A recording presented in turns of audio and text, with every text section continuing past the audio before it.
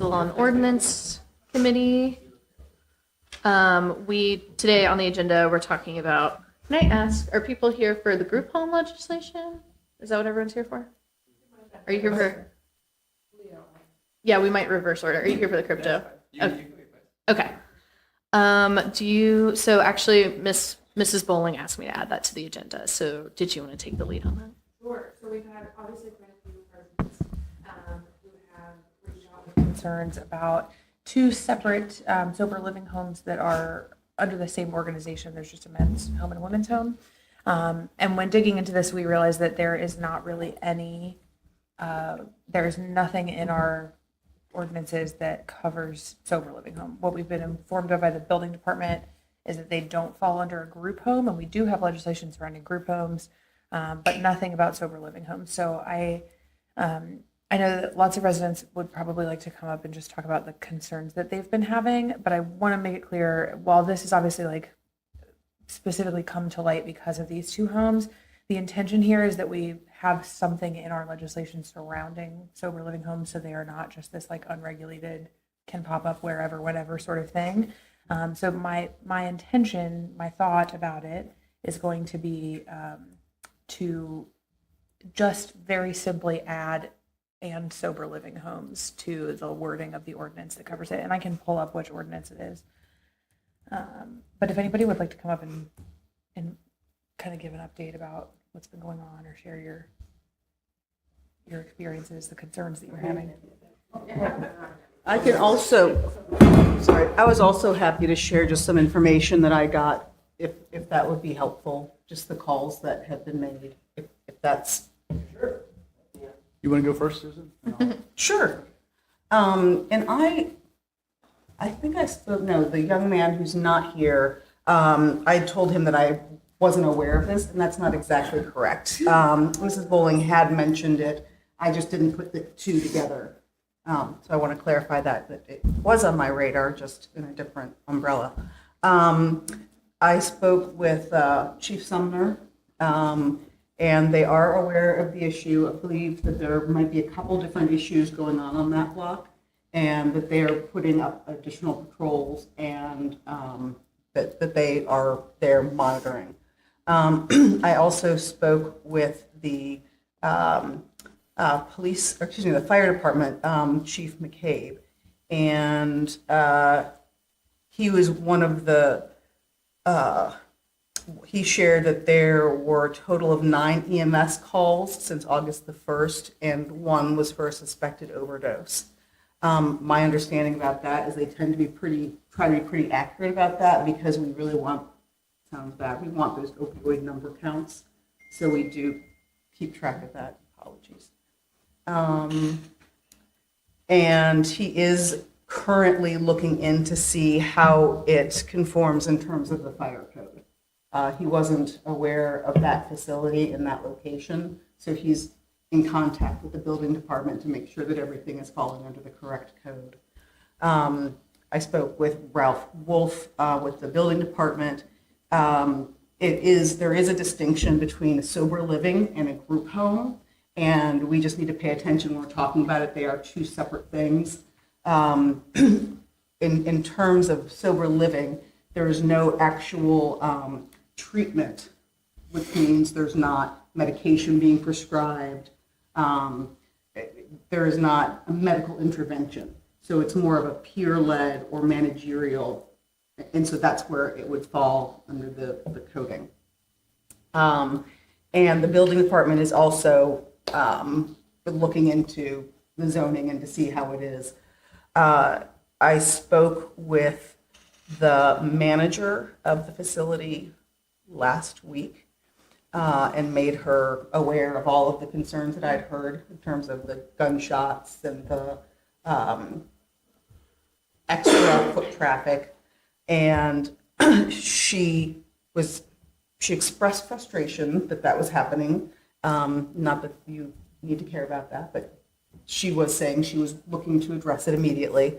And some of the things that she just shared was that they do have a camera on the front of the building and on the garage, and also pointing towards the alley. They're going to look at getting additional security cameras. She also, as you know, there are two facilities. One's a women's home and one's a male's. And they're considering, or they're planning on, is what she said last week, transitioning them. That was information that she gave me. And that they are going to be increasing the number of visits from the manager.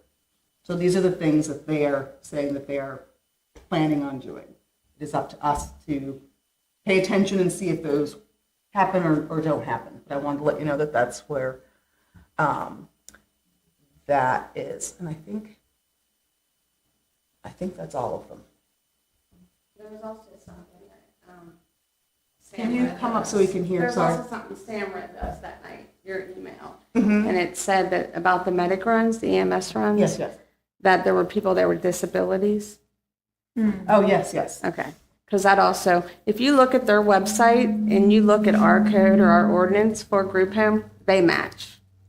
And then, yeah, they match. So I don't know when this became a thing where group home, everything always fell under group home. It's an adult living facility. When did this change that all of a sudden sober living is the new name and it's not covered under group home? From my understanding, it's not been changed. We can get further clarification from the building department. Okay. But the building department is the one who told me that they're separate entities. I got that from our, And I think that's because when Hopkins Avenue went in front of the zoning board, and the zoning board ruled in favor of Hopkins Avenue. And so the board, not the health department, the building department was like, okay, well, so then they don't fall under anything. So if I write them up, and what can I write them up for besides overcrowding? If they ruled in favor of this Izzy's house. And in that situation, it's a 2-family house, and I guess they were told there will only be 4 per kitchen, or however the ordinance has always been in the city of Norwood. And that's not the case in our house. Like that, this house on our street is a 1-family, a huge 1-family. There's 10 women living there. And, she told me 15. oh, well, that's even more. Okay. Okay, so Norwood says 4, 5 per kitchen. And we have a group home 2 doors over from that's been there 16 years. Never been a problem. R1, R2, R3, all are allowed to have 1, right? So this, if you read their, I don't know what kind of, if you read their website, they match our group home definition. So how are they not a group home? I don't understand how they're not considered a group home. And if That's a great question. And for then the when you building put in department. the email about disabilities, that the medic runs were there because people have disabilities, that was one more thing that matches the Norwood Code and Ordinance, is about group homes as people with disabilities. So I'm just letting you know that's where we're at. I have a lot more to say about a lot of things we've had, but I'll let someone else come up and talk now, and if you want to talk more. First of all, I'd like to thank Sam. We had a meeting last Thursday, and I think quite a number of people that are here this evening were there. But I just want to go back to April, to the Board of Zoning meeting that we were at. And this, I'm specifically talking about the one on Hopkins right now. I think it's been 2 years and 2 months since they've been there. And there wasn't, I think they remodeled the place. There wasn't anyone there that approved that. And so at that meeting that evening, the owner was here, and the vote that evening was in favor of the home. Obviously, I think there are still some things that the building department is still talking about with them, but there was a distinction, I guess, about this group home versus a sober living home. Quite frankly, I'm not an attorney. I don't understand the distinction. But But in conversations that we had with Sam, I think the general consensus was that this is something that we need to bring to this committee, and that we already have an attorney here, and we have 2 attorneys for the city, that it seems like a simple fix to me. Because just voicing some of the concerns I have, this property is located next door to the Masonic Hall, which you may or may not know has a dyslexic children learning center there, and they use that 5 days a week. So this is literally next door to that. And same thing, it's, rotation, number of people, and for quite some time, they were kind of sitting out front. Now that's changed because I take a walk, and so now I see that they're in the back. So I'm sure that somehow it's, hey, maybe you guys should stay back here. And there's a big Xavier flag there, kind of the assumption that it's a Xavier house, which we know it isn't.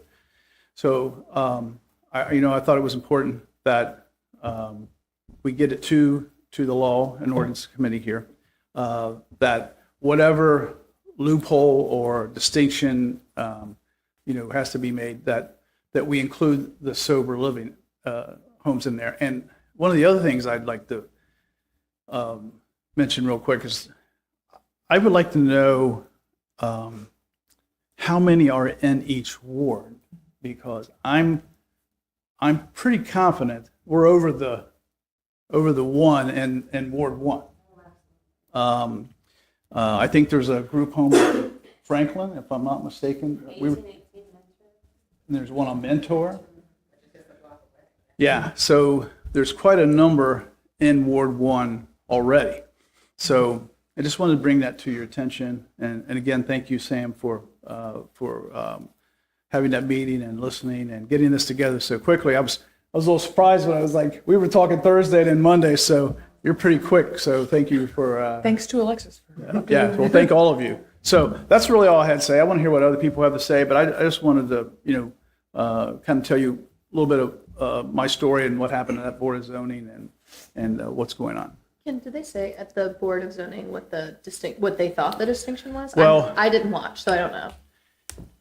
I will say this, there was a lot of back and forth, that it wasn't specifically a group home. I know they brought the website up of the company, forgive me, I forgot their name, and Izzy's Yeah, house. I will say, because what we've kind of been dancing around the distinction being is that they aren't providing any kind of care, but on Izzy's house website, it says, under services, substance use disorder, we offer an intensive outpatient service and offer flexibility to support your career while still maintaining a regulated programming. And if you scroll down, it says personalized care. Your individual treatment plan will be tailored to your unique needs and preferences. So it seems that they are claiming to offer some sort of care, But the care is not but clinical in nature. a treatment plan. It's not clinical, and that's how, and that's the distinction. And I get, you aren't wrong, that these seem almost identical, a group home. And this is not to say we shouldn't continue to discuss legislating it, but it's important that we understand that the group home and sober living are 2 distinct things.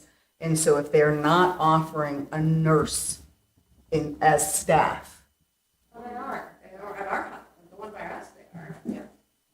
I mean, so I don't understand. they have. I don't believe it's a nurse. They have someone who comes and does the urine screening, but they do not provide any. Those are medical treatments. Did you see? I mean, That's not a treatment. That's a scam. But can I read what the group home definition is in our ordinances, because this is where I'm getting caught up too. It's 1111.66. It's just under definitions. Group home means a residential facility that provides room and board, personal care, habilitation services, and supervision in a family setting for at least 9, but not more than 16 persons with developmental disabilities, which I'm also interested in because I feel like The other group home that's been there does not service people with developmental disabilities, but people who are transitioning back into independent living, correct? Are you talking about the one that's been there 16 years? There's our disabilities. Okay, that one is disabilities. These have been since they were kids. Okay. But it doesn't specify medical care. I don't know if habilitation services is being defined as that, but the ordinance just says personal care, room and board, habilitation services, and supervision. So if that's the guideline that the building department or the zoning board is basing it off of, it doesn't actually say that in our code. Well, and then, okay, sorry, not to No, you're interrupt. okay. My other question, because I didn't do a lot of research before, I'll be honest, because Sam asked to add it, so I didn't. I was doing homework on the other item on the agenda. So the Ohio Revised Code, I don't see anything for sober living, but they have recovery housing, which means that if that's what these people are offering, then they should probably be regulated by the Department of Behavioral Health. Do we know if that's happening? They are claiming on their website that they are certified with OHMAS. Have we tried reaching out to them to voice No, but concerns? when I go to OHMAS's website, when I look into sober living, they are not on the list that it recommends, which I don't know if that means anything. but- They're in the process of the application. They are, but not Izzy's house, but the actual board is behind in adding facilities. Well, are they allowed to hold themselves out as certified then? According, I've not called them yet. But my understanding is if you are in the process, you're sort of, again, in this gray When area. did they start the process? I don't think I wrote that down. Because when I was approached this August 2nd, 11 o'clock at night, two girls were walking down the middle of the street. Mike and I were on the porch, and one comes up and asks for a donation. And I asked her where she's from. They had just moved in. We were on vacation and just gotten back. And she said, Izzy's house. And I said, what's Izzy's house? And I said, how many people live there? And she said 10.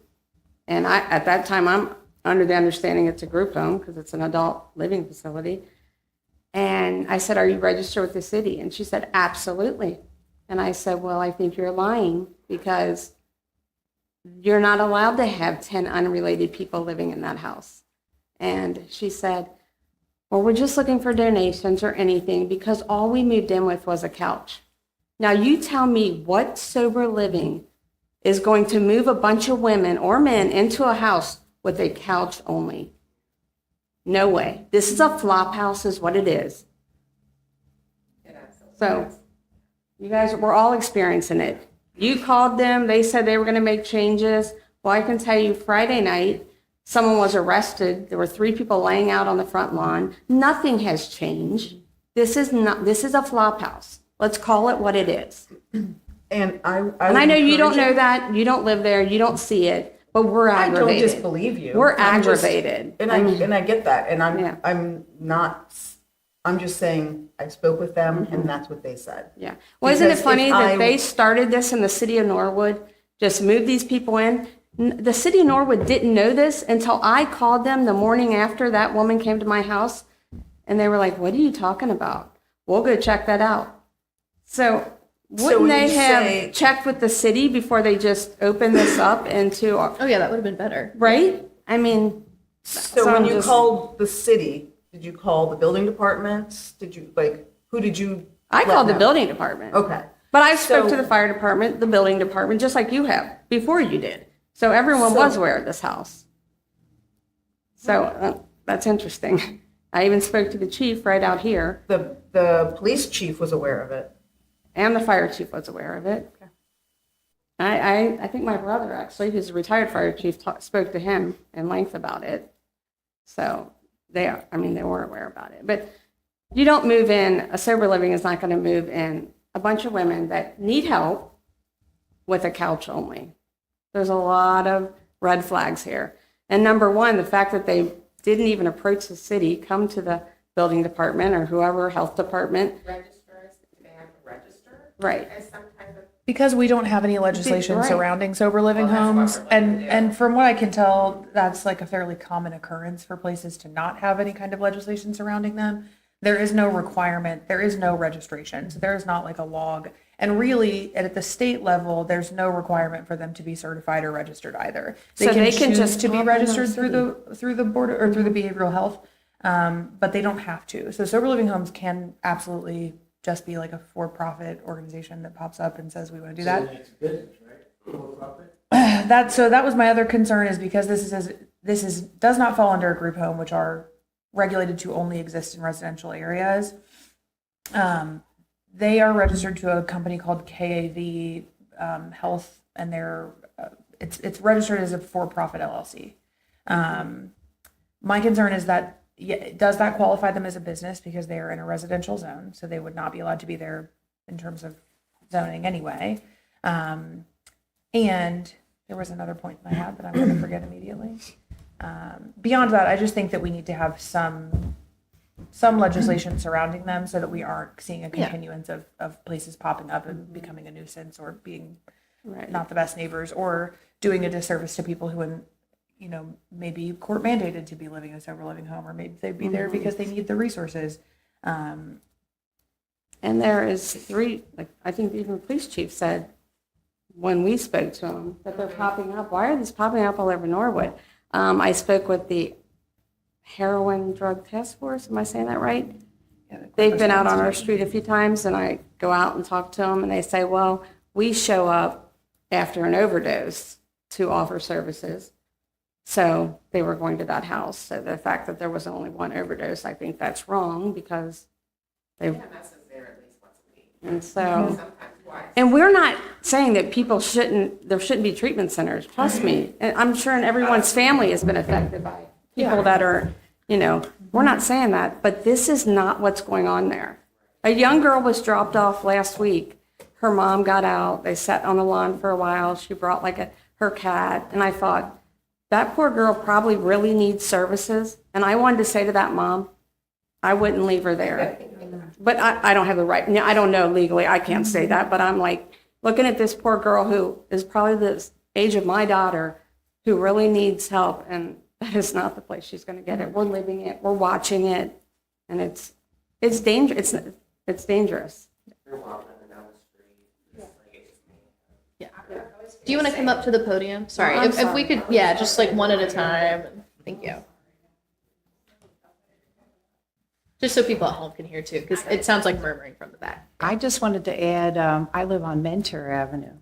And so if you're looking for heroin events that are happening at this property, you need to expand your search, because we had a girl die on Mentor Avenue just a couple weeks ago. And they brought her back to life, and I was told she'd probably be in a nursing home the rest of her life. So these people are walking the streets. They're not just at this property address. They're cruising. And I live really close to the dairy, so they're cruising by me all day long. Yeah. And it's scary. It's scary what we're seeing. I live in Ward 1 too. I go on walks. I walk down Mentor and all these, just so you know, it's not like we don't. I don't want you to think like people up here are ignoring it. It's more, I've never seen anyone OD when I'm out on the walk. Right. Oh, no, I'm not saying that. I don't want you to think like we're intentionally ignoring anything, because we don't live in the area. Me and Mrs. Bowling live in Ward 1. We're out and about all the time, just so. I just want everyone to know. Okay.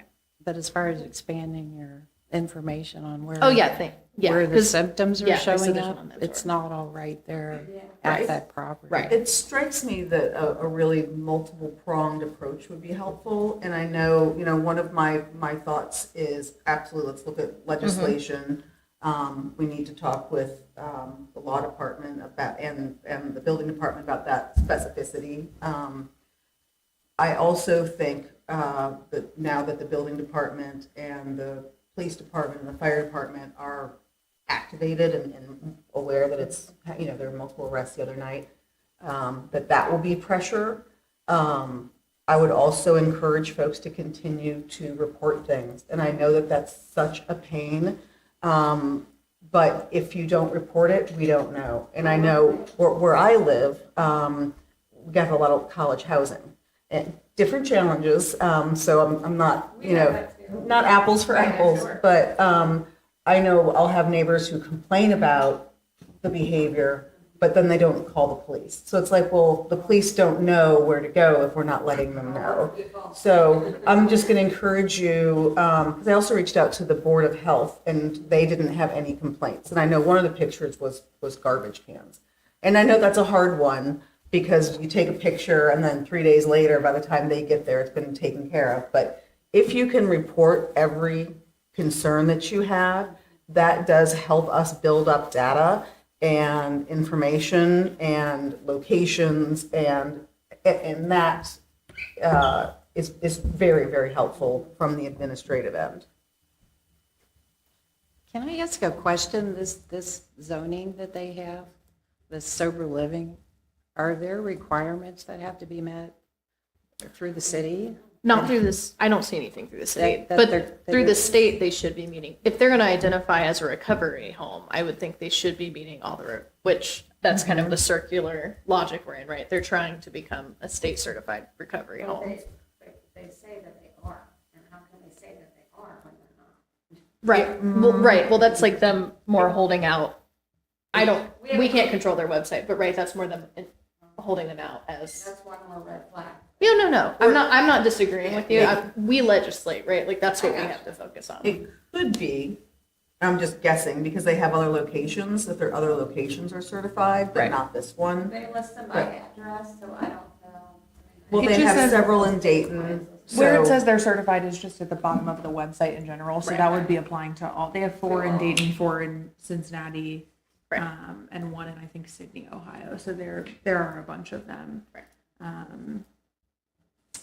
Yeah, I would say like for what my thought process is next step would be, I think, a very simple solution for right now to prevent this from continuing to be a thing where we're getting these popping up everywhere, would be to just adjust that ordinance to also include sober living homes. And that will at least put a cap on how many are allowed and what, to some degree, what standards they're being held to. I will say, I agree with Ken. I think that we are already over what our limit is as a city. I know that Ward 3 has an exception and they're allowed to have more than one, but I'm not sure. But it says that we should have 1 per zoning district, so 1 per ward, but not more than 6 in the entire city. I've heard that there are 3 in Ward 3. And if that is the case, then we are at 6 with just the existing group homes. I was wondering if it was from when we had more wards. I And don't then- know. Oh, that's then- also possible. Ken, when did the wards go down? It was 6, but that's been 20 years ago. Yeah. Well, Well, the good news is this code is 20 years old. So I'm wondering, because I can't 2005. remember how we ended up with 3 in Ward 1. And I What was happened in wondering, 2004, a guy who's been an NFL player. No. He played pretty soon, but he bought 2 homes up on, I think, Norwood. Am I saying that right? Up the street? And he put them across the street from each other. Well, and that was like the first of it ever happening in Norwood. And that's when the whole, I guess, law or the ordinance came about. And I know that because one of the guys who worked now lives across the street from us and has a group home and has been there 16, 18 years. Because he left that, Northwood, because obviously they had to, I think, shut one down or something. And then Coop has been on our street for 18 years. Perfect neighbor. so just for clarification, he used to work at the one on Northwoods? There's not one in there anymore. I know, but that's where he, Yeah, that's where Okay. it all started. Okay. I was just curious. It's interesting. As far as anybody knows, or anybody firehouse over here, then, that was like. That was when the first, that I As far as remember the in true. Norwood. Are you We didn't hear familiar? anything about it. You know what I'm talking about? Okay, that's when Norwood first ever heard of. That was new to us then. Sam, do you want to look at the Ohio Revised Code? It's 340.034, and that's where they define recovery homes. But just to let you know about overdoses, they're not gonna come in as overdose, not every time. It may be 1 out of 10 might come in as an overdose. We'll get them as chest pain, or person having a seizure, or man down. They got all kinds of, because they're not gonna tell you. Whoever calls, I guarantee is not at the scene when the medics get there. They're gone. Person's by themselves. What we see, what I've seen when the medics respond to this address is the medics are normally pounding on the door, which is interesting when you call 911. Typically, if you're someone else's home, they have the door open for you. And they usually open the door and send them out, and Close the door. the girls can't even stand up. I mean, it's just, so I don't know what they do in there. If they Narcan them, I don't know. But I've seen them when I'm I would watching my say- grandkids. And these Good girls- educated guess they're narking enough to get them stand back up. We don't know for sure, Yeah, but that's it's just me years observing. of experience, right? Go ahead. If anything, I'll probably say what everybody said, so I apologize if I'm repeating anything. But I guess, Sam, you were kind of hinting at this just a minute ago. Is the approval process 20 years old and just hasn't been revisited because it hasn't been a problem yet? There is no approval process, period, Right. because we don't have any kind of legislation. So no about several- legislation, right? But Yeah. the ordinance that specifies our restrictions on the amount and areas of, it's our chapter, it's 1151.27, and it's just, the entire ordinance is just limiting excessive concentration of adult family homes and adult group homes. So, So that is from September 13th of 2005 is when that Okay. was passed. And again, the number 6 may be because we had six Six wards wards, at one yeah. point. But yeah, this just specifies adult family home or adult group home.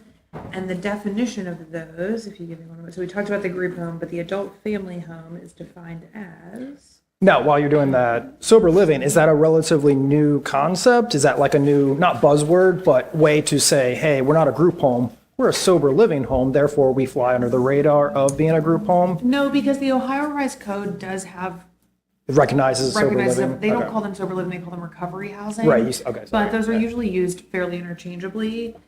So there is, at least at the state level, guidelines about that. But again, the state doesn't require, it even says in the definition that they don't have to be registered. Right. Adult family homes means a residence or facility that provides accommodations to 3 to 5 unrelated adults and supervision and personal care services to at least 3 of those adults. So it obviously wouldn't qualify as that just because of the concentration of people. But And then, I mean, yeah, we have nothing in our Norwood code surrounding recovery housing or Right. sober living whatsoever. So that's where my concern is that because there is no, I think there is absolutely a need for sober living, but I think that there is also a need to be aware of where they are in our city and Right. ensure that they're, the group homes are going through fire inspections and making sure that they're up to code. I feel like anything that's providing a similar service should also be held to that standard. And so I think being able to tie sober living home into group homes, it would be an easy way to ensure that all of that is happening without having to reinvent the wheel and start Right. from scratch here.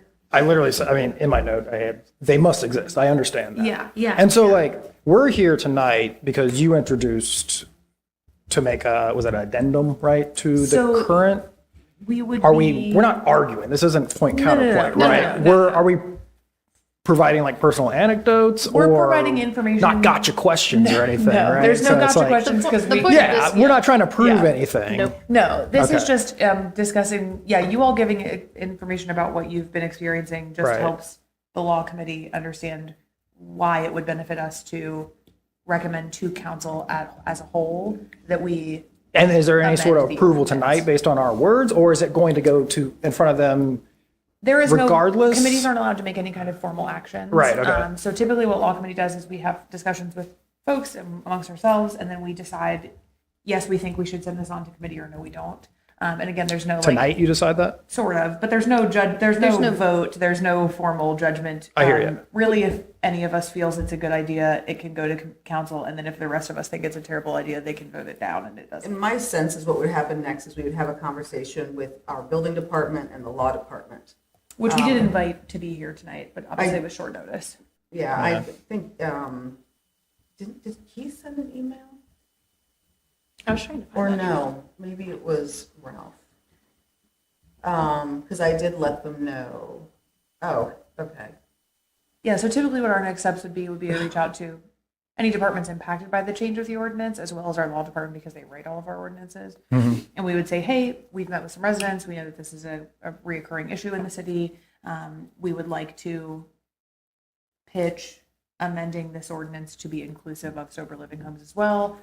How would you think that would be manageable to the building department? How impactful would that be? Is that realistic for you to enforce, et cetera? And then the law department could draft an amended ordinance, and we would add it to the agenda for council to then. What if they just say no? Is there, Council? if they just say we're not going to make an addendum? then- The law department will not say that. Right. Because that's their job, is to amend whatever we ask them to. The building department could say, we think that's a terrible idea and here's why. And we would say, thank you for that feedback. But then if council at large still decided that it made sense, Right. it could still go to council. I guess my point being there is, if it is shot down during the process, would there be an opportunity for separate legislation addressing sober living in Norwood Sure. individually? Okay, so it's not the end all be all.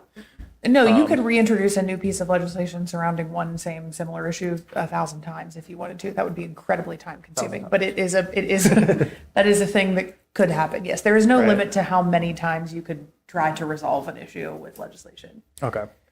And then, like I said, and this is just to get my piece out, I guess. I was the one that sent the email to like everybody of like Brian Wilson, that was my name, and still is. And I guess, like I said, they must exist, but like I would like better oversight of where they can just pop up, because it almost sounds like it was a surprise to everybody, especially the residents.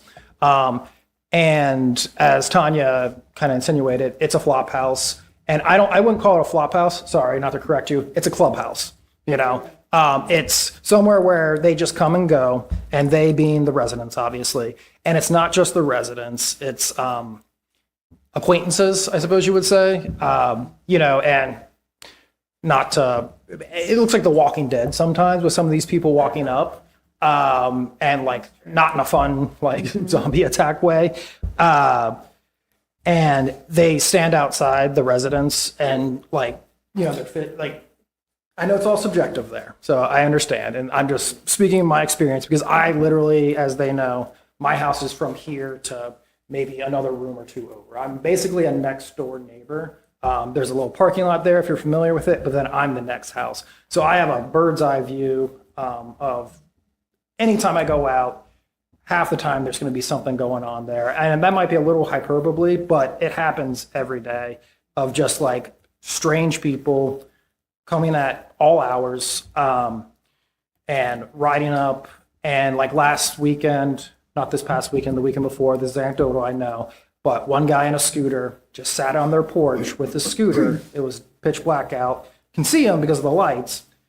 Then one of the residents lets them in the back, and then they go into the shed. There's a work shed back there for the property management team. And she left, came back with pillows, and they both stayed in there. I was outside reading, and I was curious watching, and they not boarded up the windows, they covered up the windows. And then I have video of this. I was outside reading next day at 8 in the morning, and see the fella and the lady leave the place, and he rides off on his scooter. It's just that that's what's happening. And yeah, they can say that Monday through Friday they're putting somebody there 40 hours a week, but that's only 40 hours a week. 24 times 7, anyways, 56 maybe. But anyways, so it's again like a clubhouse. They're coming and going. It's hard to explain unless you're in the middle of it. And I mean, if Joe were here, I don't want to speak for somebody, but he was expressing it at Norwood the other day. They moved there a couple months ago, like less than a year ago, maybe. And they're second guessing raising their children here if that place is going to persist and be what it is today. And so what I'm saying is, if they're just popping up, what's to stop anybody from popping up another one next door and then another one down the street? And with Xavier enrollment being down, and I think that's part of the reason that this house couldn't rent, is because it's such a large house, 6-7 rooms maybe. They couldn't find students. So what's the next best thing to make money off of? It's just open a sober living house, because there's little to no legislation to stop you. There's no level or barrier of entry, if that makes sense. And I will say, it doesn't appear that the property owners are affiliated in any way. It Right, appears if that Izzy's they house sided rents over to from our them. property manager, right? Yeah, so it seems like Izzy's house rents from the property owner, so Right. they don't even own the building. And I will say that also appears to be the case with the building on Hopkins. And according to the auditor's website, building on Hopkins is not registered as a rental. So it legally should not have tenants anyway. It should be owner occupied. The one on Williams is registered as a rental, so they are legally renting that. But I think we'll see more of that just with the climate of housing being more and more expensive relative to what people are making. So private companies are going to be buying these larger and more expensive houses.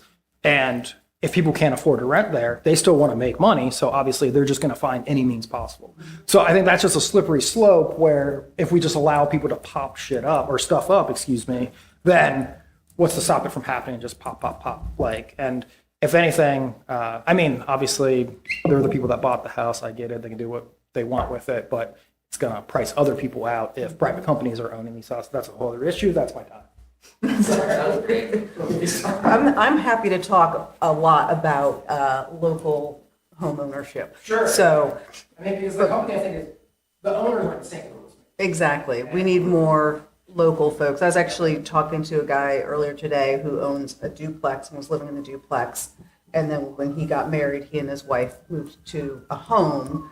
And so now they're renting out the duplex. But I love that the owner is, you know, a quarter mile away. That's just sort of, we need more and more of that. So try to get your friends to buy properties, and we need big families to buy big houses. Well, if they want to live in It's it. 2025, that's my plan. I absolutely understand that. For my age. I absolutely understand that. I do not envy that. And just to add to that, and I apologize, Lisa. We When I tell can't- my friends. we can't hear you. Someone We can't Can hear you you. come Talk on to the Mike. Get back up They here. just can't hear at home. when I tell my friends, like what we're dealing with, they think I'm making it up. They literally do. Like they're like, it can't be this bad. So I've literally taken pictures, and like I have pictures on my phone of just random people sitting outside, you know, just like standing, sitting on the baller, just and then the ladies, they go inside and they come outside and they give them something. I have no idea what it is, but I literally have a picture of that from yesterday. So it's ongoing, and there doesn't seem to be any. They don't, not to say that they don't care. It's like they're not a part of the community. They're revolving in and out. So anytime somebody else comes into that house, so do their problems. So do their acquaintances. So these people are coming from Montgomery, maybe a bus stop, which is fine, cool, public transportation. But then they're walking through and they could drop something, not to fearmonger there. A child could find it. And they're in the neighborhood that they wouldn't have been in otherwise. And they're allowed to just openly visit these people at the residential. And it's, so it's just like, again, it's a revolving door of just people's problems and in our neighborhood. And obviously it's affecting us. And as you can see, people are here because of this. Yeah. Something that I wanted to bring up when we talked about adding the sober living kind of tagline to the law, what about also adding recovery home to kind of encompass everything? That's Because the same thing. same thing, well, Yeah. And we could specify in the Yeah. language that it include, like under definite, we could certainly Okay. make sure that both things are mentioned. something else also I think that we're seeing is the garage or work shed that's in the back. They're having multiple deliveries. Men come in trucks and they're unloading drywall, and there was a toilet being unloaded. And those people come any time of the day, night. And we were thinking, well, maybe they're making that garage back there additional living space, They with use it as it's like a workshop. a workshop. Yeah, so she says that the property owner has said that the management or the maintenance team uses that for storage of equipment, but that they do work at kind of all hours. Yeah. Yeah, we hear like I will say- saws and going at I know 11 this is going to be annoying midnight. to say, but we do have noise. We do have noise ordinances. Please call non-emergency when that happens. That is violating called. non-emergency. I'm sure they're sick of us. Another Keep thing, calling. yeah, Like, I hate to say that. I know it's, But that's yeah. what we need to do to keep the pressure on. Another thing that's, I think dangerous, again, like we keep saying this term revolving door, but if this is a woman's sober living facility, 99.9% of the visitors and the people that come and go, they're all men. And they're men, and they're teenage guys, middle-aged guys, old guys coming in jalopies, Cadillacs, everything, scooters, bicycles, on foot. It is like, what is happening here? And most of the time, they come with duffel bags and backpacks, always a backpack on their back. And they go up, and it's an exchange of something. There's several cars that come and park, and you can tell that they're on their cell phone. And they sit there in their car for 30, 40, sometimes an hour. And then they get out of the car with their duffel bags and backpacks and go into the house. Don't spend a ton of time, and then they're back out in their cars and gone. So some type of an exchange is going on. I don't know, you can only just assume what's happening there. And this is all day long, from early in the morning until late at night. So, like he was saying, it's dangerous. I've got photos, we have a Ring camera, we've got people on video and photos of gentlemen coming on bicycles and then calling on their phone, on speakerphone, and saying, we're outside. So what's that about? We're outside? I mean, I will say, from a legislation perspective and from a law enforcement perspective, none of that is illegal. It's inconvenient, it's annoying for a neighbor, but they're not doing anything illegal. But I think it's proving that sober living doesn't operate like that. Sober living does not operate. Sure. Yeah, I just want to be clear that we can't, as much as I would love to say everyone has to be really kind and not annoying to your neighbors, that is unfortunately not the law. Right. And folks can sit outside of houses all day if they want to. That's weird. That's super weird. Yeah, we know that. But Right, if that's There what's is- operating there is sober living, right. that's And so I not think, sober but living. for council's sake and in terms of what we can do, we have to focus on the legality, the legislative opportunity there, which from my perspective is just that we have some sort of oversight for sober living or recovery housing in our ordinances at all. I think it needs to exist. I would encourage you, if you have those photos, you can either see Click Fix It, you can post that anonymously. You can also email it directly. There's a contact page on the police website, and the police Chief Sumner looks at those every single week. So if he's getting 20 pictures a week of cars parked in a concerning manner, they will shift their resources. I could say, I think it was about 15 years ago, we had, I live across the street from it's the weirdest short building, but it's a 3 apartments. And there was a grandmother and her grandson was selling drugs out of the house.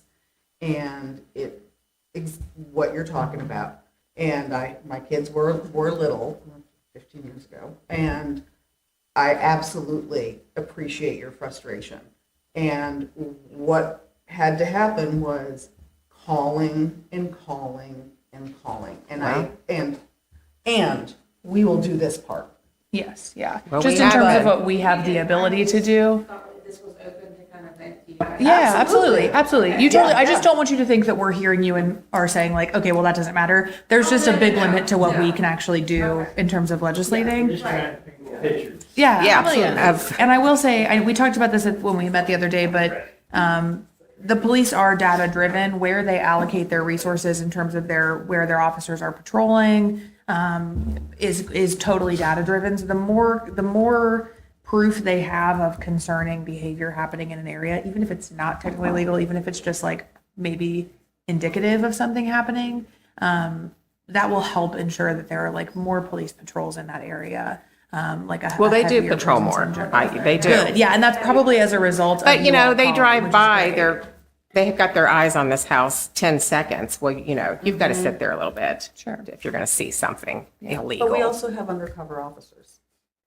Oh, well, if they're there, I'm not saying where they are. I don't know about it. I don't know about it. But if I have resources and I'm getting Well, 20 I hope pictures- that they're using those resources, because if they are, then they're really getting the full spectrum of what's happening there. Yeah, So, okay, thank you. absolutely.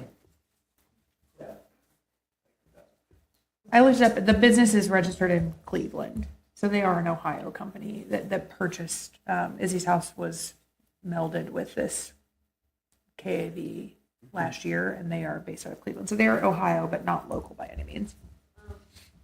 Are you aware that this house, I guess the city, there was orders wrote on them from the building department on this 1753? And they had 30 days to, I guess they had 30 days is the rule.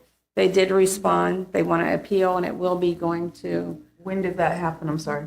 when I made the city aware that they were there, so they wrote, I guess they, what do they call it, writing orders to the owners, like write orders on the house. Didn't they request an extension? So then they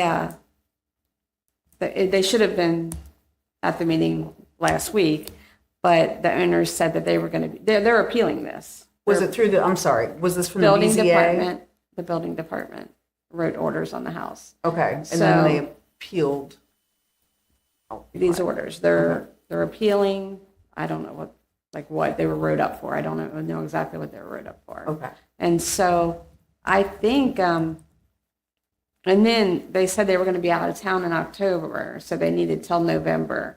Well, to me, really? Then shut the place down until November, because that wasn't very fair to the neighborhood. So November 19th is, yeah, give them an extra 30 days to figure this out and make up a bunch of stuff. So November 19th is the hearing, and I'm sure all of us will be here again, because they gave the owners 30 extra days or. So our hope is to get this language change Right. before this November 19th meeting with the property owner of Izzy's house. Mhm. So whatever can be presented. Because we know what's going on here. I mean, it's I don't wanna drugs, get- it's, I'm watching it, it's prostitution. We're not stupid. I don't We're want to not get too dumb. into the weeds, but if we pass anything after they've been ticketed for it, and it turns out to be a non-issue, there's like a prior non-conforming usage. I just don't want your expectations to be unrealistic. If we pass this now, they may not get ticketed under this ordinance if they've already been ticketed. Does that make sense? Because they were ticketed for what they were ticketed for. So Yeah. if we changed it, you can't So did the building department, when you spoke with them, tell you exactly did they tell you about the orders? No, ma'am. Oh. I mean, we could clarify that. I could call them back tomorrow. I don't know exactly what the orders were, But you but said 17. 53 Williams Avenue.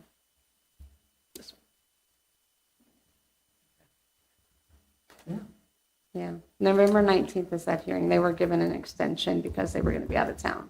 I'll also let you all know, you can complain to the Ohio Mental Health Services Board on Ohio Recovery Housing. I know they don't have their certification yet for that address, but a bunch of complaints may Yeah. influence the people. I passing know out we do those have some licenses. neighbors that have reached out. I would make sure you do it Something at for the state city. level so that they, She reached are out to the aware. state. Yeah. Yeah. Okay. the What? one I'm looking at is Ohio Recovery Housing, and it's a complaint form.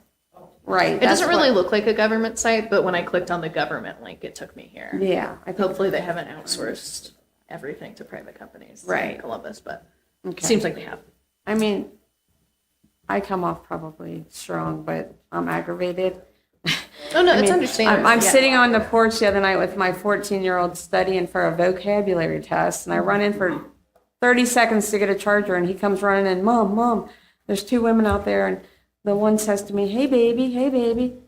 Absolutely not. I called 911, and I told that cop, and I said, if you don't go down there and tell them, don't look at my house, don't look at my kids, I'm going to. And he said, please don't do that. Because no way. This is why we're aggravated. It's just multiple things, and it's every day. And I know the lady told you that, she was looking to clean things up and fix things up, and nothing. You can say that, but we know nothing's happened yet. So that's our frustration here. So let's just say this gets passed, or the language We can- changes. Yeah, so let's just say the language changes, and everything's in writing. What happens to this Izzy's house on Williams Avenue? It's already there, or are they told, we're sorry, you can't continue to operate this? That can happen. It depends on what I was thinking, and I know you all aren't here to hear about the boring legislative part, but we could say if they aren't, what I'm thinking, of course, we'd have to talk to Keith and Tim about it, but we could say that if they aren't a certified recovery house in Norwood, then they would qualify as a group home. Would that not be an issue? Like if they don't have their certification yet, I don't know how, or until certification is acquired, they may not operate as anything but a group home, and in which Sure. case, That would fall under the restriction of how many, and then I think it would probably benefit us to also have a cap on how many per ward we could have of. Yeah. Of Sober living, recovery homes either home, way. whatever oh the yeah, I think we should label at they least want have to about tag the that same. with. Yeah, then that would either require them to be registered with the state, which is optional, so they don't, sober living homes don't have to register with the state, but if we change them in this, that's how the Ohio take it up with State codified House. ordinances are set up, Yeah. unfortunately, but that would either require them to register with the state, which would hold them to a different set of expectations. Because I think, unfortunately, I don't know that we have the capacity to be overseeing the actual care received there. We certainly have the capacity to be doing fire inspections and to make sure that it's up to par as a rental facility. But in terms of like the actual care being received there and the recovery resources, that I doubt would be something that the city would have the means to be able to oversee. Sure, I But if mean- they were registered with the state, they do have the means to do that. And that would hold them to a different set of standards than just being a group home. So I think, yes, if we did that exact thing, either you register with the state as a recovery house and we have X amount of this many of those per ward, or you are treated as a group home, then that will fall underneath of the group home limits, which we have already hit in Ward 1. I don't know, because I'm not a lawyer, my most used phrase in these chambers. I don't know how that would impact next steps, if they would be told you can't be here anymore. I don't know. I have no idea what would happen there.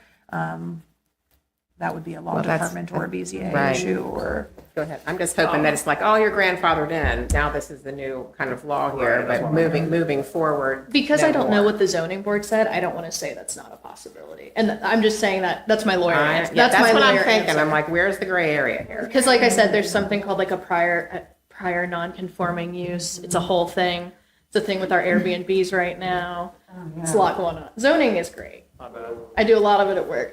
And that's sarcasm, if you can tell. I can share the email I got from Keith Moore, who's our law director. Can I just ask one real quick question? Oh, sure. Okay, and I know this is stretching, but when is a house considered, regardless of who's in it, a nuisance? And what are the, No, that's a steps to vacate Fantastic it? question. That is not an easy to answer question. Right, yeah, so like, I mean, like we were So- talking last week, it's like people gonna have a car on blocks and people hate it around them, but they can't, it's not against the law or whatever, but you know what I mean? That is Actually, it against is. the law. That actually Well, is a you know what I nuisance, mean? yeah. So, eyesores and whatnot and that kind of So stuff. trying to figure out your name, Are you going to talk about the chronic nuisance Yes, ordinance? Yeah, yes. we have a chronic nuisance which ordinance. we spent, what, 2.5 years working on? very long time. It was not pretty. And part of it is because we don't have some of the resources that bigger cities have, so like our fire department, they have their system. The Board of Health has their system. The building department has their system. So if like a property like this, which in theory would kind of hit a chronic nuisance, where it has issues in multiple different pockets, we don't have a way of capturing that. So that's just sort of a systems challenge. And when we get more money, that's one of the things that we're definitely looking into. But what we need to do right now is focus on whenever there is something in a nuisance happening, again, is to report it. We do currently have legislation that if you do hit a certain number of nuisances, I have it pulled up if that's helpful. yeah, but I don't know, we have 12 nuisance activities, so it is a lot. Yeah, but it's the way we have it currently is it's sort of not retroactive. But that's for a commercial But- property. No. We have it for everybody. It's single This family. says single family has to have 4 or more nuisance activities Yes. and 2 felony or 2 felony drug offenses. Yeah, that's how it would work. Yeah, they would cite them and then they'd have to abate the nuisance. If they don't, they could be charged. It's similar to the building code violations, which it makes sense. You don't want to kick people out of, you don't want to take people's Right, so property rights. 4 more categories or instances? No. They have to have 4 nuisance activities or 2 felony drug offenses occur within 50 feet or on the property. That have been, but they have to be not, that you've to be- seen, but we have documented. Right, so that's why calling is important. Two growing twice. Well, she had heart problems, Mike. Well, and maybe that was the one that was noted as a drug activity. Yes, ma'am. Do you know if the owner of this property's been been made aware of what's happening? I have not. I have not He's reached out appealed to the this. property. Yeah, he's appealed it. That's The why owner of the property or the owner the of, owner of the property, is he a CPA? Yeah. CPA license? In St. Louis. He's supposed to be a- It looks like him and his brother, but they signed, there's a paper online, I mean, it's online, whatever, like meaning it could be anything. But there is a paper online where they just basically signed over the whatever rights to it to a rental property, a local rental property. And that might be who That was- obtained the continuance. Because they can basically speak for them, from my understanding. They have a property Not management only, company. yes. I'm just thinking it might be helpful to contact the owner of this property and let him know what's going on with his property. Well, he's the one that was, the orders were sent to. The orders on the house get sent to the owner of the property. So the owner is in Cincinnati. You know what I'm saying? Yeah, okay. and that would be something that would be done through the building department. Wittenberg? Are you looking at Wittenberg? Yeah, they have something address, I think they were, look it up. Amberley Village area, maybe. And then it looks like there is an Irving, Texas, that gets their tax bills. I know forever, over Boston Way, there was a huge billboard that said how to start a group home. No, I will say, Because like, it's like a thing now. Like the city of Dayton in Ohio, not Dayton, Kentucky, has actually put a moratorium on group homes because they had the most per capita in the state. I think they have kind of popped up as, I'm sure some of these people have very good intentions starting them, but I think they have kind of popped up as an easy way, similar to being a landlord, to make passive income through the state via these homes. So they're popping up more and more, like in my other job in the courthouse, things of that nature. And I read about Dayton putting the moratorium on them. So I think it's just, I don't want to say a get rich quick scheme because that's way too cynical of me. But I think some people are taking advantage.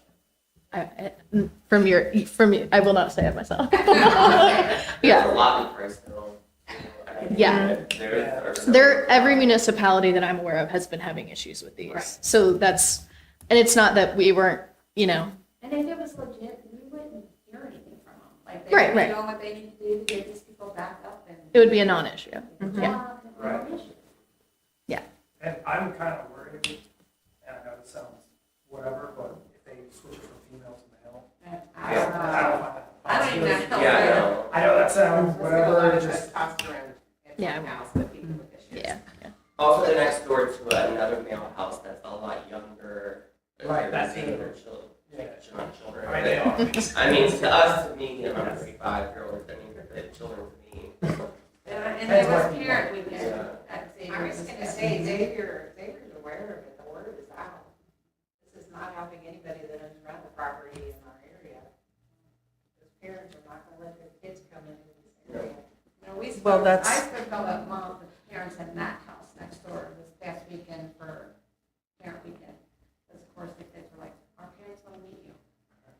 Oh. And they wanted to discuss this house. They're worried about it. All of a sudden, we have good boys in that house. They're worried. I mean, you bet. They're worried about it. Yeah. And I said, you guys call the city. I mean, Well, the more nuisance activities we can actually get like record of, right? Like the photos are good. You should keep a record, but we need it documented through our actual agencies. what are the nuisance activities defined as? So if you It's want, a I won't long read list. all of them. Yeah, there's 12. But You're it's the okay. things that you would call. It would It's be chapter- loud noises, it would be drug, They need to be charged and like prosecuted Yeah, for drug like you said, the offenses. resources Yeah. aren't there to prove that somebody's Yeah. on drugs within 50 feet or So whatever. if you want to read up on it, it's chapter 567 of the Norwood Codified Ordinance. There is a list, it's from E, it has points 1 through 12 are But the it's different literally types of ordinances. anything that would be, if they're leaving their cans out, I mean, that's kind of I know, we nitpicking, discussed but that like with Sam last week. garbage, Yeah. if there's notices from right, the, it's like from the Board of Health, fireworks. any reports to the Board of Health. Yeah. Violations with the building department, the police runs, the medical runs, all of those can be captured. so last night, there were two out there fighting, screaming. Oh, yeah. And a couple of us called, because I mean, it's Mhm. not right. And cops were there for like 30 minutes or something. I called back to dispatch, because I said, I'd like to know the status of one. And the officer called me back and he said, I said, did you make contact with anyone at the house? And he said, yes, I did too, when we came to the door and had no idea what I was talking about. Which, yeah. What's that for? Is that? No, that wouldn't, we made a point to make sure it's not just calls to the police for us, specifically when we had that in mind, when we were drafting this very long, very complicated ordinance. Survivors of domestic violence, things of that nature, you know, they can't always help when stuff is called. Right. So it's not calls, just so you know, it has to be like actual ticketed, written down. And it's so our law department can have their paperwork in order if they go forward with this. Which, if you bring up to the police, I mean, if you, I So can't another talk- thing that you okay. can do is, and I've had to do this again with some Xavier parties, is you say, I need to have the officer speak to me I do that every after. time. And then you can say, I really want to, want you to press charges or follow it up. You know, sometimes you're like, oh, just, it's fine, just make them turn down the music. Sometimes it's like, no, this is the 20th time, I want you to push it through. So, and again, I feel bad for you guys, because I'm like, we will do our piece, but there is a lot on your end. And Oh, we're doing it. yeah, you are, yeah. We're sticking together. Someone was arrested there Thursday night. Okay, so that would count as one instant, yeah. So it would be helpful. But it was a male, so he doesn't technically live. It's It not Should not matter necessarily, whether they are residents yeah, or it's not. within 50 feet. Oh, he was laying there. Right, so it'd be good for you to keep a log of that. Let the building department know that you have these recorded nuisance activities. Ooh, could you guys do like a group Google Doc? A group Google document? I'm sorry, I'm a bit of a boomer. You should be able to like Where- share access with each other, and you could log every time you called, every time there was an incident, every time you reported something. And if That way there's you like had a all written your, evidence of it from one of our agencies, then at some point, we might be able to apply a nuisance statute to the property. and if you brought that information to the BZA. More homework. That would be a good response to an appeal. Yeah. Would be to say, we understand you appealed, and also here's all the times in the last 2 weeks. In fact, this That property all meets of the the definition neighbors of have a chronic called. nuisance. Even though every time someone's arrested. The calls alone won't count, but if someone was arrested Thursday, I mean, that's one, and you only need, 3 more? yeah, Within, We've had one, within a 12-month period. So it's a very long we period. had another one. Right. This one Friday morning, the college kids called me at 8:00 in the morning. They're hitting each other. Right. And someone So did if you say- keep track of like the actual arrest, It's like, we all Oh, right, stay right. outside. right? I said, we all got grandkids. Oh, I don't have grandkids. None for me, thanks. That's my guy. But, okay, so I think we can work on more of the legislation, but I think we have like an idea of how, we'll have to talk to the law department obviously as well, but Yeah, I think so- we have an idea of how to move forward now. Yeah. And you agree that this should be. Oh yeah, no one here is in disagreement Yeah. that we should have legislation There needs to be about- some sort of Yeah. legislation surrounding. Absolutely. So, Yeah. you said earlier something about legislation and not being able to do the same thing with this because it's stepping on whatever orders they had. The orders would be, this is like real legal procedure boring stuff, but like the order, whatever they ticketed them with, it starts there. That's when it happened, right? So like that's, whatever the law was then is what applies. That's what I was trying to get at. Like, we can't pass some new thing and be like, actually, you didn't meet it this, it's not, we can't do like gotchas with legislation. So can we go to the police department and say, we know you arrested somebody on Thursday Yeah. night, what was this for? Yeah. What were they arrested? Yeah, that's public record. That's yeah. public. Yeah, we do, yeah. Yeah. Because So I was it's- gonna be running all the runs that were. If it's Yeah, online, you may 24 need hours, to, you may need to submit a formal records request, but you can do that via email. You just send and say, hey, I'm requesting records for this arrest happening at this location Address. on this day. Yep. And that's public information, so they'd have to give that to you. Do EMS runs apply to that news? I don't know because of medical care. Yeah, I don't know if that would. Arrests do. So like, and it's a 12-month window. So, I mean, I hope this isn't a problem for another 12 months, but Right. that creates a big window that you can go for. And we can also go back to the, That's- to the yeah. beginning of August. Right. Yeah, 'cause it just. So, So what if we were to reconvene after the BZA meeting and see we could have what's something happening drafted. at the building, at the house, what's happening from the building department, fire department, see where we are with the legislation. Does that sound? Yeah, my hope was to get legislation drafted before the Yeah, BZA, because that's before a the month BZA. away, a month and some change away. I'm interested in scheduling Well, a little sooner one as day well shy of a for my month other away. issue. So Yeah. we can schedule the meeting. We'll put it online if you don't want to stay through this whole thing, because I think how we schedule will will try depend on the to. next item on our agenda as well. So When we get an email, I'll send it Yeah. out to the same list of emails that I sent out this meeting too. But we will work on getting, we'll get with the law department and the building department and see what we can do legislation wise. And start getting something drafted there. And then in the meantime, I think a Google Doc is a great idea. And every time you all take any action or collect any kind of information, I would input it in there. And I would bring that printed off with you to the BZA meeting. Because I think the more data you have to show the BZA that this house is causing a problem on your street, the better. And as much as I would love to say that we can all just show over there and knock on the door and say, cool it, we do not have the legal authority to do that. I get you. But yeah, we will move forward with some legislation on our end, and I'll keep everybody whose email I have in the loop. Okay. We'll go from there. Yeah. Thank you all for coming. Absolutely. All right. Oh, wait, you need to lock us into that. Oh, really? Yeah. Yeah, Thanks, Sam, again. Absolutely. Thank you for coming. in St. Louis, right? That's why I keep saying that. Brian, I looked it up. I'm assuming they're brothers. Which Two guys who are the brothers? same Yeah. age. James is a CPA in Cincinnati. Okay. Mark works in St. Louis. Okay. But it must be from, he went to UC, must be from. Right. So it looks like they both are the property owners, so I'm sure that's why it's registered as St. Louis, because he seems to live there. Right. Or I just James found seems to live here. walked on, just, he's not here. Yes, yeah, but it seems like the other owner is here. Text me and I'll come down. Susan, can Steve walk there? Just for the folks at home, we aren't done quite yet. We're just having people leave. Does he have a key? He got in somehow. Well, then why didn't he unlock it? He did come unlock it for us eventually, that's how we got the building. Oh, he didn't double tap it. We can talk about it. Okay. We're still up. All right. We are gonna move on to.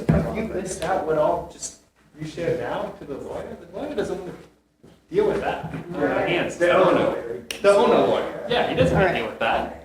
We have one more item. Yeah, thanks.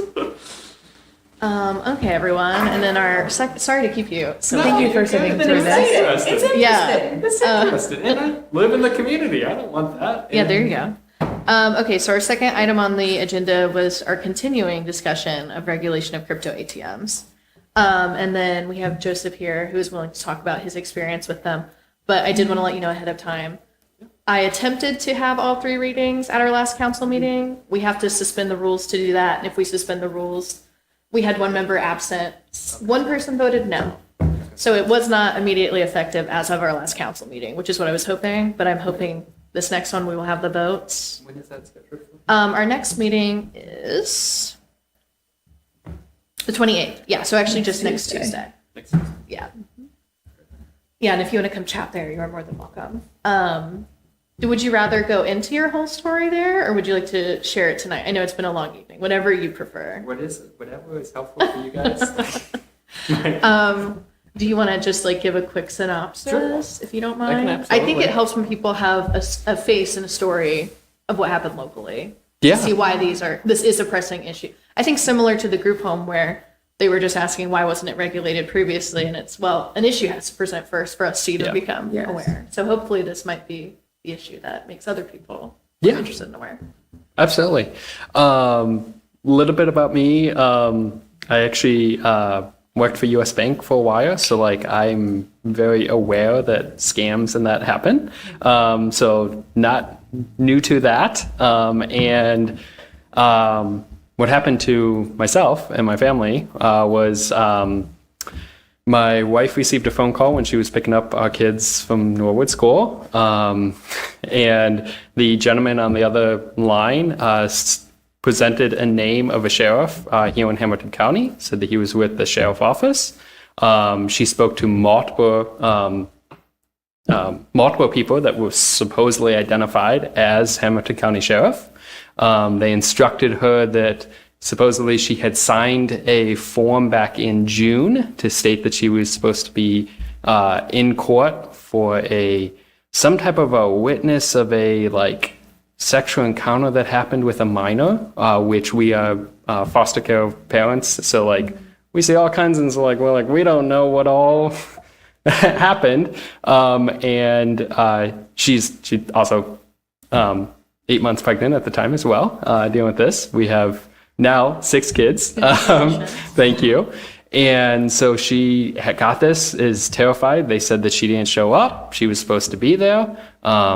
If she showed up to Hamilton County Sheriff now, she would be arrested because she didn't show up, and that she needed to go and get cash out to be able to process that it would be a surety bond. They seemed very swift on the phone call with her and talked her through the entire process to get the cash out. She had to go to 2 different branches to be able to get money. So there was 2 surety bonds that she had to pay for to do that, which was $5,000 each. So she had to get $10,000 cash to make this happen, which we do not normally have, but we did in our checking account at that time. And so she had to go to 2 different branches. She quickly dropped the kids off at my parents' house, was told that there was they described what it was, but basically it was HIPAA for like court involvement, so that she wasn't allowed to talk to anybody about it. And like I said, I mean, they bounced her through multiple people, spoke 100% English. This was not a off, thing. She did not know what she was doing with the money, like where it was going to be deposited. They were going to walk her through the whole process. Just told that she couldn't talk to anybody else, couldn't text anybody in the involvement. And so this took about 2 hours for this entire process through that. I got home from work. My dad was sitting in the recliner, and I walk in. I didn't see her car in the driveway, so I thought, I'm clearly supposed to be somewhere. And I walk in the door, and all my kids are sitting on the couch, and my dad's there. I was like, what's happening? He's like, I assume you know what's happening. I was like, no. So I tracked her location to the smoke shop. I apologize, I don't know what it is. I think it's VIP. Yes, VIP smoke. And I'm like, first off, she's not supposed to be at the smoke shop. I can tell you that. I'm sure they have great business. That is not something that I would expect my wife to be at. Exactly. Pulled in right next to the car, and the most terrified look on her face, and she just mouthed to me, "Help me." So she unlocked the car, got in. I knew right away, like, okay, she's on the phone with this like something, and she said, "They told me I can't mute it," and just my husband's here now, and they immediately hung up. I heard them on the other side. I mean, once again, it sounded completely, could be local, I hear. They had talked to put the money into the Bitcoin machine there at the smoke shop. I walked into the smoke shop, talked to the staff there. They said, oh, you got to call the number on the machine. They said, yeah, I don't know. She was having troubles with the machine and just shoving a lot of money into it. I'm like, yeah, you're getting a cut of the money. Okay. Ultimately out of it, I called the number. The number on the machine doesn't even work. I then scanned the QR code to get a phone number, to leave a Google Voice for them, to which they would only text back and communicate via text, even for their customer service, of which ultimately stated, oh, it gets sent instantly. There's nothing we can do about it. So we went to the police station to report it. Needless to say, I've been through scam stuff. I've been through all the training with US Bank. We send Western Unions. There are ways to get those back, even with scams. There are legal ways to send money, and there are safeguards in place. This machine does not have that. I understand there could be a disclosure on it. We all click accept and advance through disclosures all day long. That does not stop somebody. Especially when you have someone very convincingly telling you you're going to be arrested if you don't. Oh yeah, if you don't. She was terrified. Yeah, trying to calm her down and talk her out of this. And I can't say that it wouldn't happen to me. I don't know. I can't say that. I wasn't in her shoes for it to happen. She did not feel comfortable enough to come tonight because she's still terrified about the whole situation. Yeah. And as much as we're all glued to these phones, I can tell you she went multiple days not wanting that phone anywhere near her. Because it was very traumatic. And we lost $10,000. That took a long time to save up that money, and there was nothing that we can do. The police department did track it all down. It bounced through multiple accounts immediately and ultimately landed in an island off Africa where we have no jurisdiction, federal or local level, so they cannot track it anywhere past that. It's impressive. I didn't know they could track it that far. They did track it that far. Impressive. It took multiple weeks, but they did track it that far. And ultimately, though, even though it took multiple weeks with all the subpoenas for them to actually get all that data, it was gone. He said they bounce it so quickly and they disperse it very quickly among multiple accounts, and there aren't even names to these accounts. That's the other thing. Unlike a traditional like banking institution, there are safeguards, there's names, things to track all this. On this, there was not. He said a lot of the accounts, it's a single letter and a number. There's nothing to track. So there's not specific individuals. These accounts are not tied to individuals. They're just accounts like I can then store it right on like a flash drive. I could hand it to you. Now all of a sudden it's your account. There was no safeguards in regards to these accounts. For somebody who is savvy, once again, I'm not, but somebody who is savvy for like cryptocurrency, this is not how you do cryptocurrency. They do it online. They're not using a Bitcoin machine. Bitcoin machines, in my mind, are for two main things, which is either scams or illegal activity. We don't need them in our neighborhood. Like, I can't block them everywhere, but that creates a false sense of security. Like, for my wife even, like, if she had to drive out of Norwood, even 15 minutes to an area that she was not familiar with, and she had to go to, I don't know, Roselawn, whatever, like, she wouldn't feel as comfortable because that's not in her backyard. But being a stone's throw away from our house and where our kids go to school, like, there is a sense of security.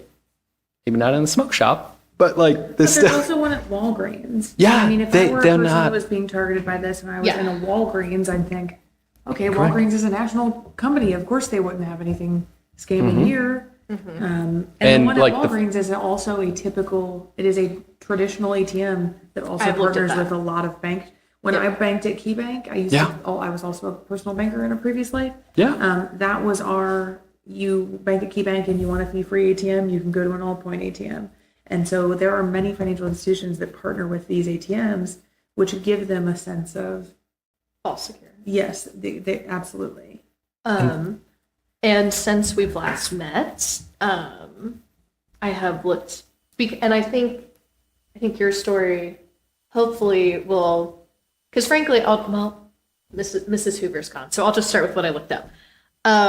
So the FBI came out with a crypto, well, actually it's cyber fraud is the report that came out. But in 2024, I'll just go to my notes. There was over $9.3 billion in scams related specifically to cryptocurrency. That's not internet scams. That's not, email scams, buy a gift card. That's just cryptocurrency.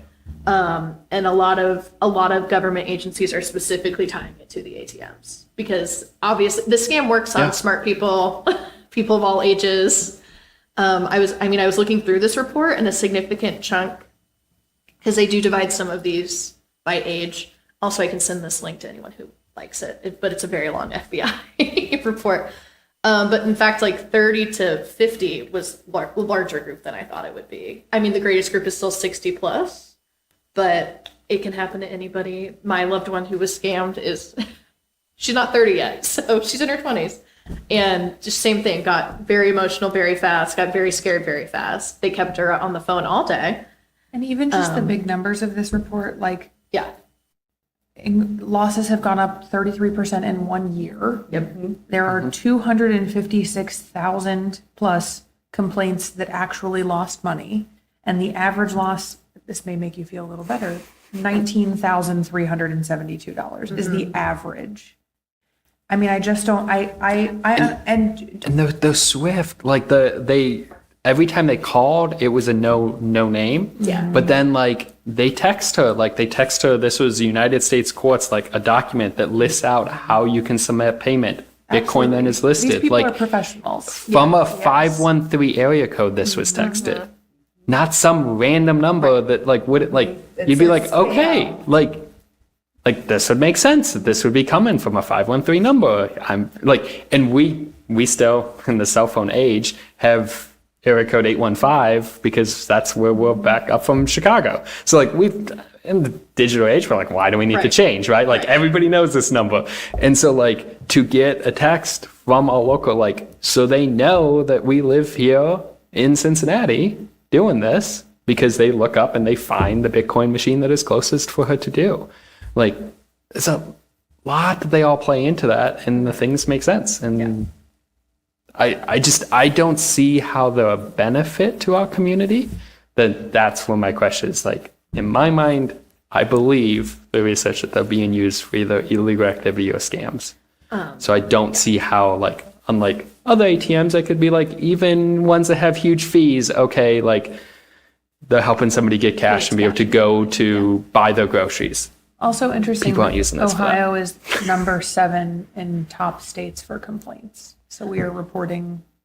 Our state, at a state level, which I know I've discussed this in committee before, but I won't stop repeating it. At a state level, we have almost no regulations on these ATMs, which is why we are pretty much left with, we can put a sign up or we can ban them. And I'll be honest with, I am very open to banning them at this point. Your story alone, I think there are 11 crypto ATMs in Norwood. I've visited 4 or 5 of them. I have not gone to check out all 11 yet, which I will before we pass our sign ordinance. But I was told that the business owners get a couple $100 a month for having these in their, I don't know about the all-star machine, but like the smaller ones that just do crypto.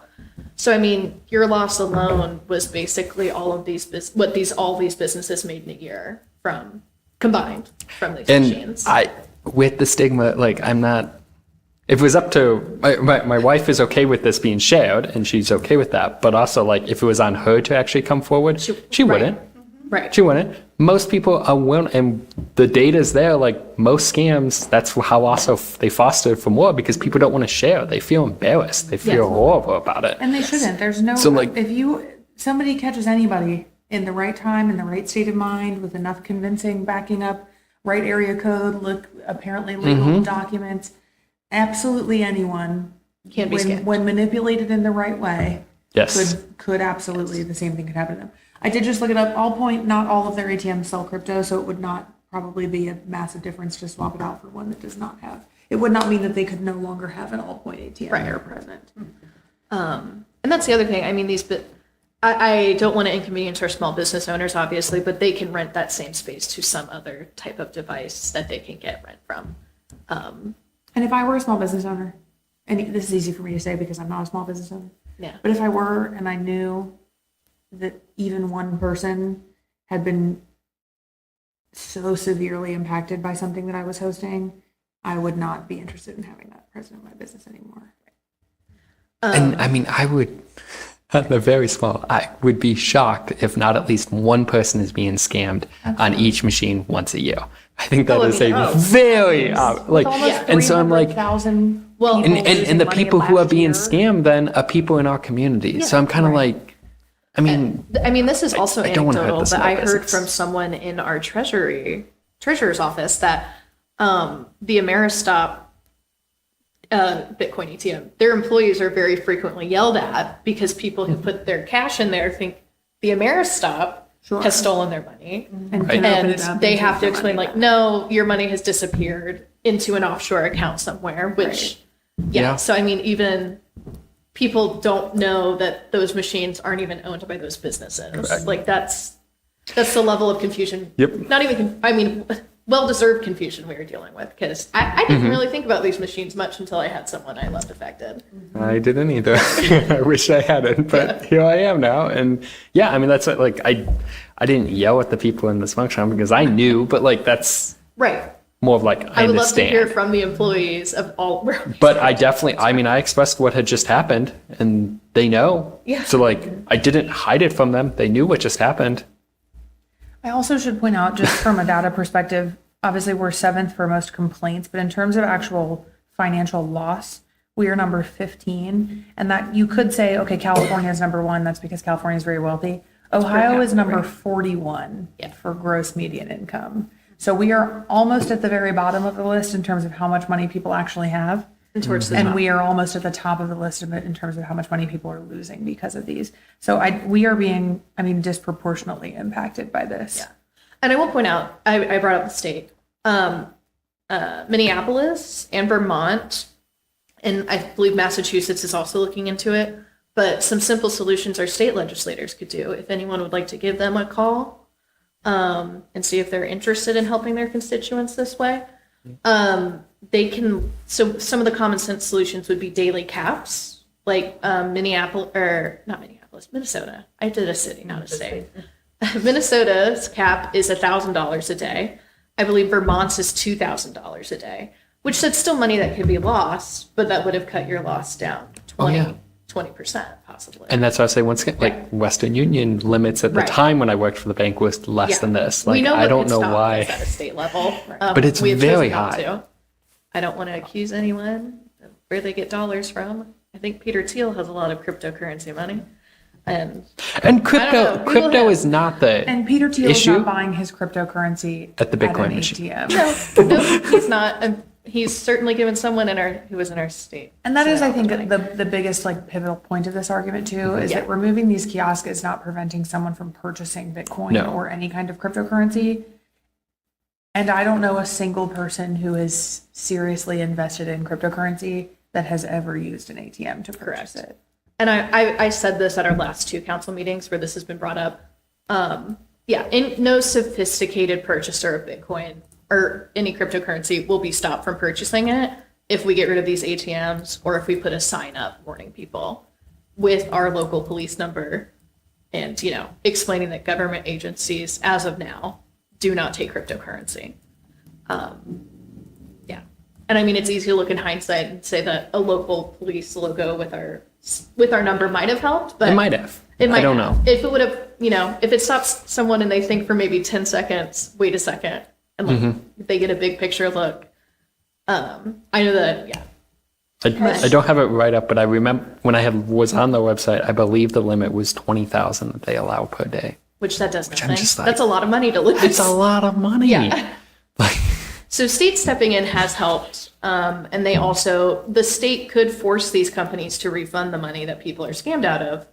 I'm sure that's a little more difficult even for the state to enforce, but it's also much easier than us doing it. We can't do that. We Right. don't have the power really to regulate ATMs in a meaningful way. Like I said, other than saying you can't have those here, which I am fine doing at this point. I think your story will make a difference in that making it a possibility. and I think it can also set a precedence for the surrounding. Like, at least I don't see a need for them in our community. And that's what I'm focused on. Obviously, I would love then if like Cincinnati wants to look at that and go like, oh, this is something we could copy. To be sparked. But at least like for my community, not that this will, like, obviously the damage has been done to me. At the same point, I don't want that to happen because the as you see, they are prevalent. So like they're affecting though the people directly in this community. Our community doesn't need that money going to scam us. I agree. I'm just curious, if your wife has seen the image that we were considering putting up? But yeah, I could If send that that would I've not be, seen it. No. because I We also were wanna having a baby share- during the, like, right at that time was the last really thing. appreciate you sharing. Just since we've been talking about this, my dad, who's a professor, is from the smartest person I know. He was almost scammed. He was putting his socks and shoes on to go get money out of the bank. So you are absolutely not alone in this, or your wife. What I'm curious about is if a warning like this would have gotten her, or because it was it was the sheriff. And interestingly, mental health therapists also get these calls. I need to make this a little clearer, but that's the gist. So it's a big stop It's sign. hard to but know. less It's blurry. possible. Yeah. I mean, if you could send it, if it's, you're on the phone, Right. I don't and you're know. already, Yeah. kind of already down that road. But she said that the moment that of course, then they asked for more money as I was pulling up to her then. But she said, like, really, the moment, and I've heard this now, sharing my story with other people, is like, the moment that it clicks and realizes is when the cash is literally out of That your is hands. exactly what And when it happens. goes in is when it it's finally That's exactly clicks, and when- it's like, wait a minute, what? Right. Up to that point, you still feel in control because you have the cash. And you're And they fixing made the her problem. they said like, oh, that's a lot of money. They were having issues at first with the machine. So they had to go back out to her car and they said, I don't want you to be standing there with all the cash. I don't feel comfortable with you there. You need to go back out to the car and wait. Like Well, yeah, they don't want someone to steal that because money out of them. well, they don't want the staff to see and go like, wait a minute, what are you doing? They're very swift. Like they make it sound like they're there to support you. So I did bring up about the sign. She's like, it might have. I don't know. Yeah.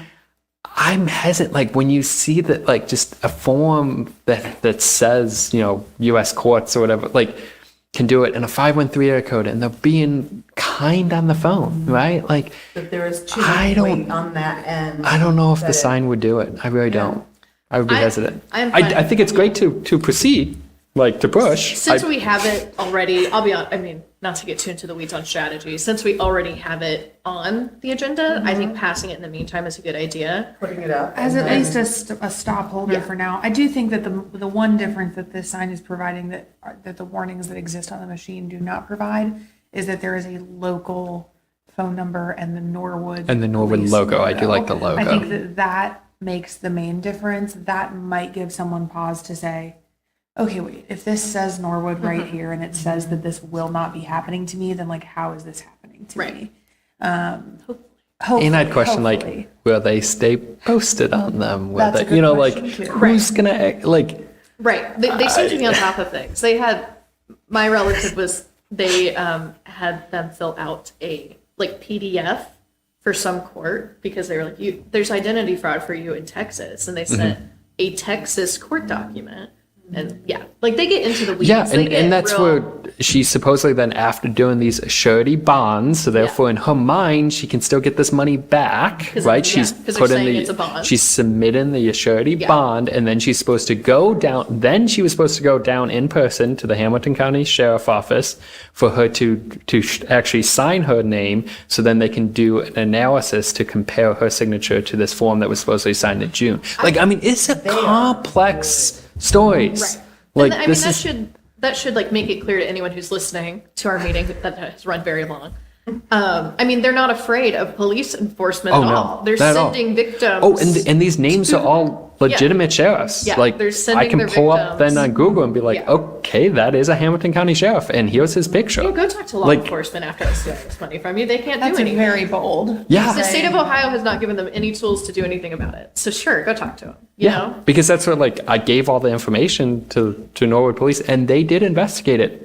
Great job, Norwood Police. I love it. I Like do think it's impressive they got That is like very that they made it through all of that, and they spent the time when I know from working, I'm sure they know, like you look at this and you go like, yeah, buddy, there's nothing we're gonna be able to do. And they said like once in a million, they'll find somebody who slipped up and didn't actually do something correctly, and they can catch them. But he's like, it's really a 1 in a million trying to find that one that didn't do it the swift way to make it through. I'm curious, I would be interested to hear from folks who would disagree Yeah. with banning. Because I know in, one of the cities where they banned it was after a senior citizen was scammed out of $5,000. Well, here you are, $10,000. Like, and if this is, to me, it feels like a cost benefit analysis, and to me, the cost feels more than the benefit. But I'm curious if there is a different lens that I'm not looking at. I know I was talking to one small business and it was like, yeah, we like the money, but I didn't get a sense we would be devastated without it. Probably a little bit like, I'd rather you don't, change things. But I've not heard any real pushback. The only pushback that I've heard is folks saying like, well, it's people should have the access to it if they want to have the access to it. And that's really fair, and we're not restricting that access. I also do think there's a certain, you should have access to US dollar ATMs because the institutions that are providing those are FDIC insured. They are heavily regulated. They are heavily regulated. There are not, the businesses that are hosting them are not getting any. And I will say, from what I've heard from the places that are hosting the crypto ATMs, they don't get any kind of percentage of use. They're just getting paid They get like a monthly flat rent. fee. And it is more than probably what other, but the cryptocurrency ATMs are also charging like a 20% fee to do transactions on them. So they are raking in money. So they can afford to pay a few $100s a month for 3 square feet of space. The only feedback that I've been given about why they shouldn't be banned is like, well, it's a freedom of choice. And I just don't think that applies here. I think when there is no one stopping you from purchasing crypto on the internet, at your home, at the libraries, or computers, for all I know. The ATMs are a convenience. They are a nicety. They are not. They're not an inherent. They're not right. the only way to get a cryptocurrency. Yes, we are not restricting your access to it. We are just removing one vehicle to get there. Because the bad outweighs the good. In Yes, most and I mean, people's opinion, I would say. I have found, first of all, a beautifully animated story Oh, I from looked at that the other day. CNN. Yeah. Oh. Wow, about one ATM that in 3 days people lost $18,000 from. I mean, I'm sorry, $118,000. That's a much bigger number.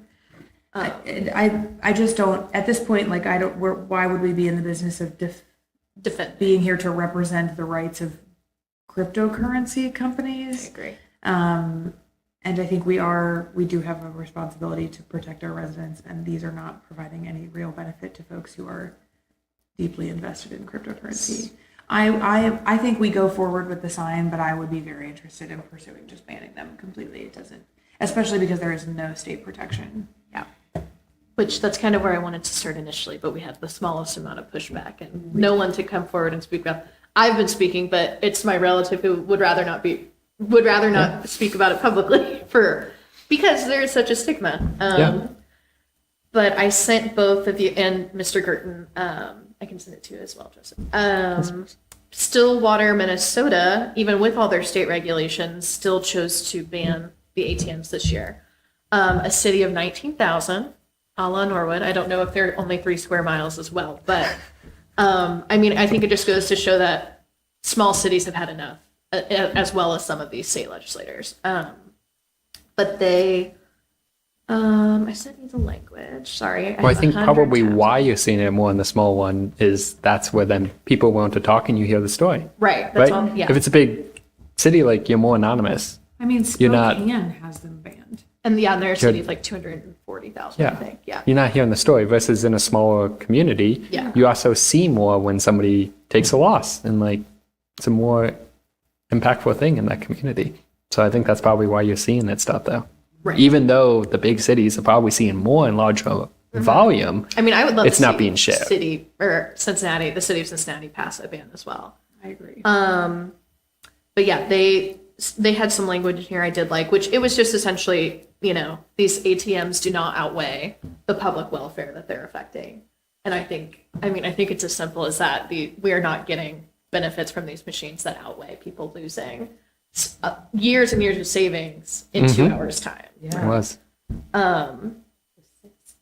Yeah. With Yes, 6 we got kids. 6 kids. Oldest is 7. And your foster.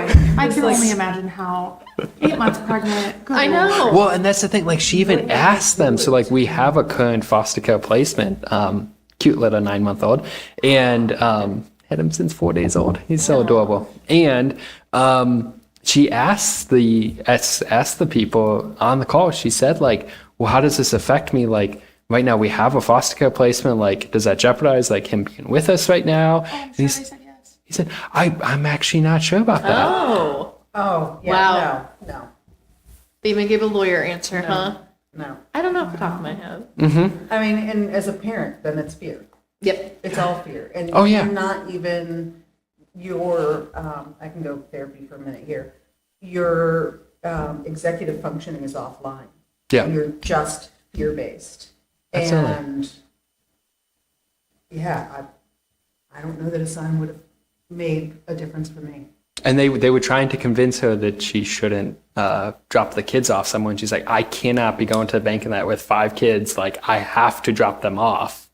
like, this is not going to work. They didn't want her to talk to your Like, parents. right, and which then Yeah. like they had told her that she couldn't. So like, my dad now in hindsight says like he saw her mouth something, but he didn't know like Right.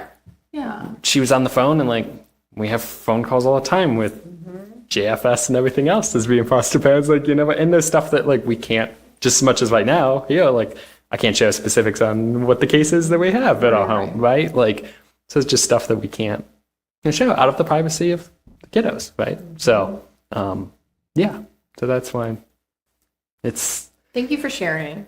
Absolutely. I think you sharing when we get these before we get these on the books will also be helpful. Okay. Um, Absolutely. and you're welcome to come to our next council meeting if you want to talk about the signs, or you are welcome anytime. But hopefully we can get some sample legislation for a ban. I mean, I think if we're all on the same page with that.